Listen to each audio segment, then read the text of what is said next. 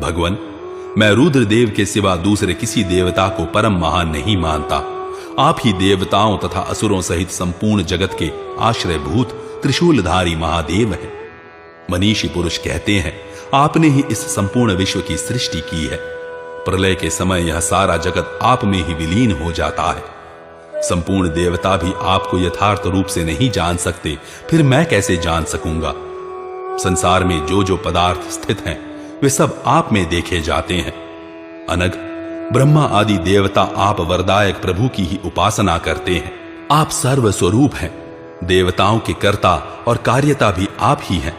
आपके प्रसाद से ही संपूर्ण देवता यहां निर्भय हो आनंद का अनुभव करते हैं। शंकर, आप सबके प्रभु हैं।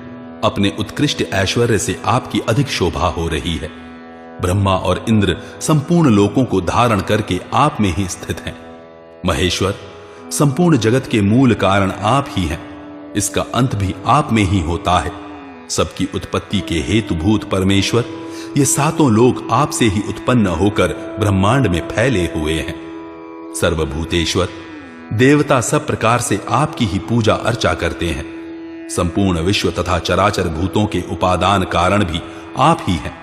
आप ही अभ्युदय की इच्छा रखने वाले सत्कर्म परायण मनुष्यों को ध्यान योग से उनके कर्मों का विचार करके उत्तम पद स्वर्गलोक प्रदान करते हैं। महादेव महेश्वर कमल नयन, आपका कृपा प्रसाद कभी व्यर्थ नहीं होता। आपकी दी हुई सामग्री से ही मैं कार्य कर पाता हूं। अतः सर्वदा सब ओर स्थित हुए सर्वव्यापी आप भगवान शंकर की मैं शरण में आता हूं। इस प्रकार महादेव जी की स्तुति करके वे महर्षि नतमस्तक हो गए और इस प्रकार बोले, देव, मैंने जो यह अहंकार आदि प्रकट करने की चपलता की है, उसके लिए क्षमा मांगते हुए आपसे प्रसन्न होने की मैं प्रार्थना करता हूं।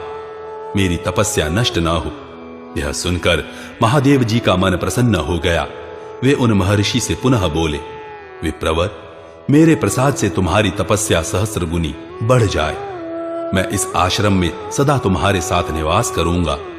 जो इस सप्त सारस्वत तीर्थ में मेरी पूजा करेगा, उसके लिए इहलोक या परलोक में कुछ भी दुर्लभ न होगा। वे सारस्वत लोक में जाएंगे, इसमें संशय नहीं है।